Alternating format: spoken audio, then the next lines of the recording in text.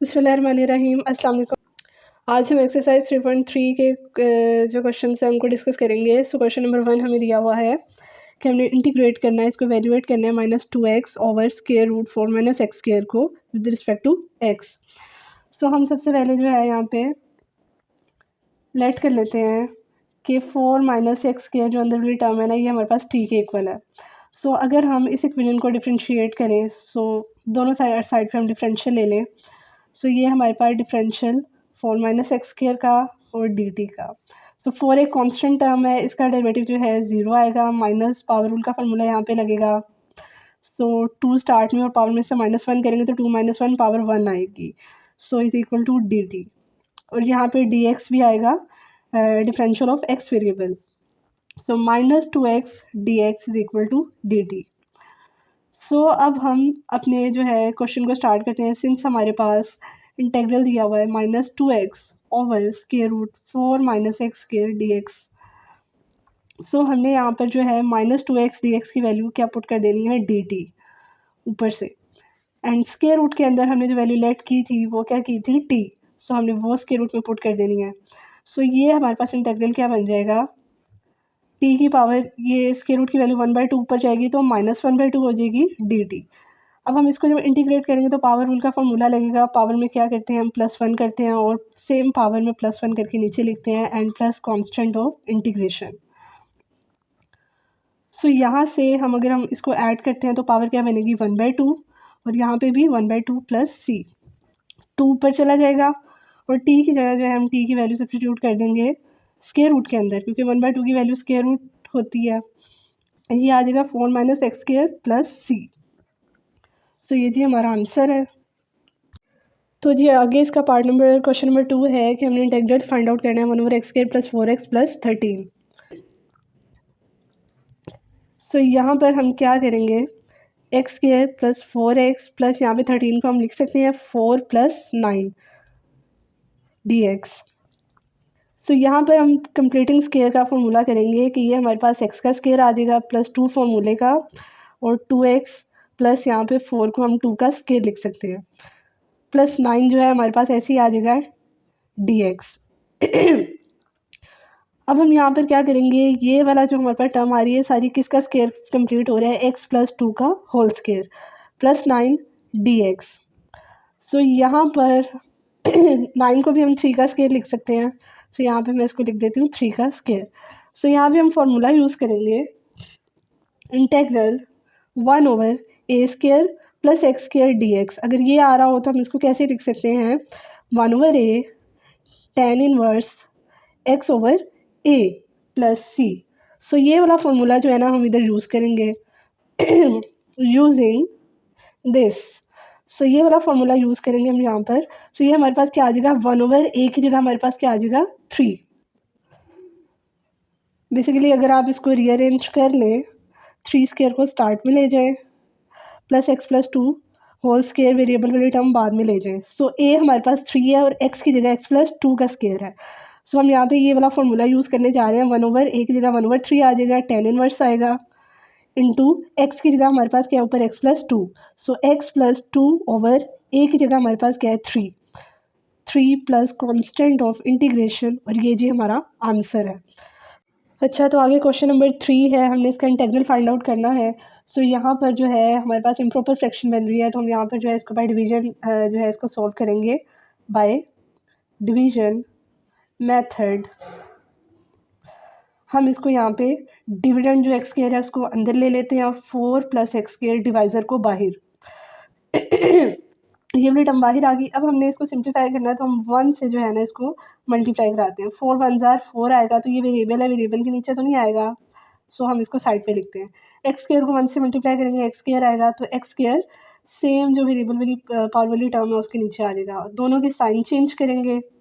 अब ये जो साइन हमने चेंज किया है ना, हम उसका ये वाला साइन लेट करेंगे। इसके साथ पॉजिटिव साइन है तो प्लस माइनस ये दोनों वैल्यूज ऑपोजिट साइन के साथ क्या हो जाएंगी, कैंसिल आउट।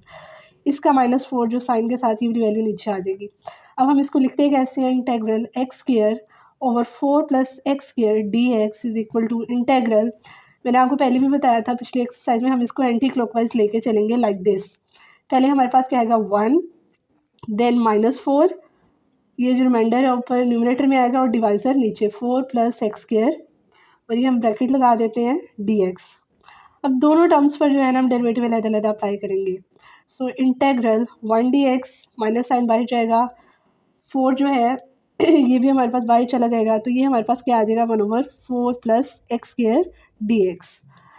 यहाँ पे 1 का जो हमारे पास होता है इंटीग्रेशन क्या आती है, x आती है फॉर्मूले के अकॉर्डिंगली -4।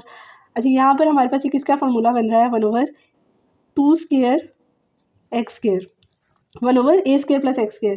सो सेम जो हमने पीछे फार्मूला यूज़ किया है ना, वही हम यूज़ करेंगे using integral 1/a² + x² dx। वो हमारे पास क्या आता है 1/a tan इनवर्स x/a। सो वही वाला फार्मूला हम यहाँ पे यूज़ करेंगे, x माइनस 4 आएगा इंटू 1/a, ए की जगह हमारे पास क्या टर्म है 2, फार्मूले के accordingly tan inverse x/2 bracket close plus c constant of integration. So यहाँ से जो है 2 हमारे पास इसे 4 से कैंसिल आउट हो जाएगा, सो यहाँ पर 2 बचेगा। सो x minus 2 tan inverse x/2 plus c, ये जी हमारा आंसर है। आगे पार्ट नंबर 4 में हम जो है ln x आ रहा है नीचे और x आ रहा है, सो यहाँ पे हम लेट कर लेते हैं कि हमारे पास t = ln x है। जब हम बोथ साइड पर डिफरेंशियल लेंगे तो डिफरेंशियल t का भी आएगा, इधर जब हम डिफरेंशियल अप्लाई करेंगे ln x पर, सो dt = क्या आएगा 1/x dx।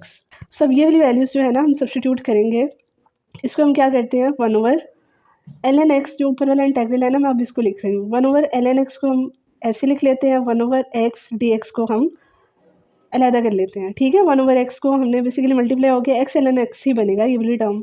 सो 1/ln x into 1/x dx। सो यहाँ पर हम वैल्यू सब्सटीट्यूट करते हैं, 1/ln x की जगह ln x की जगह t आ जाएगा, इंटू 1/x dx की जगह हमारे पास क्या वैल्यू आ जाएगी, डिफरेंशियल जो हमने लिया था dt।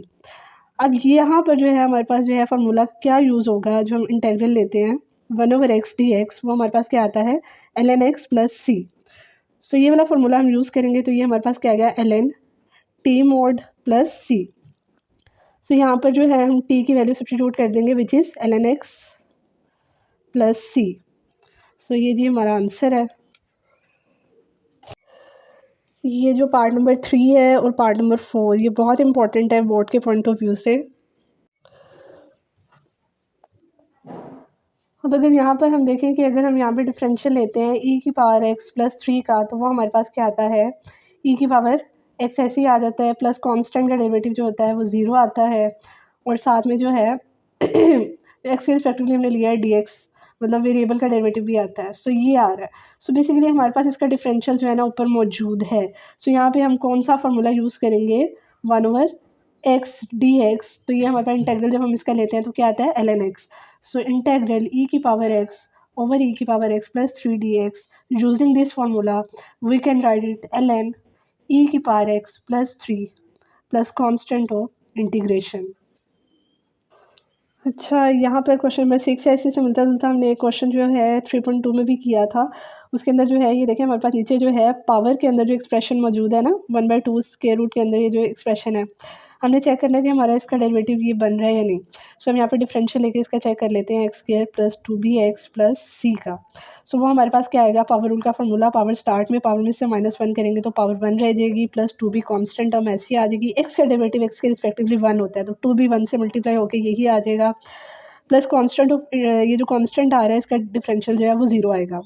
सो बेसिकली ये हमारे पास क्या बनेगा, 2 कॉमन अगर हम ले लेते हैं तो x + b, और साथ में जो है हमारे पास डेरिवेटिव जो है वेरिएबल का डिफरेंशियल भी आएगा dx। सो बेसिकली यहाँ पे हमारे पास 2 की कमी है, बाकी x + b dx जो है ये हमारे पास मौजूद है। सो हम बेसिकली यहाँ पर क्या करेंगे, अपने एक्सप्रेशन को 1/2 से 2 से मल्टीप्लाई भी करेंगे, डिवाइड भी करेंगे। सो 2 × x + b dx ओवर नीचे हमारे पास क्या आ रहा है x² + 2bx + c की पावर 1/2 dx। सो यहाँ पर जो है अब ये वाला चूँकि इस एक्सप्रेशन का डेरिवेटिव जो पावर के अंदर ये वाली वैल्यू आ रही है इसका डिफरेंशियल जो है ऊपर मौजूद है।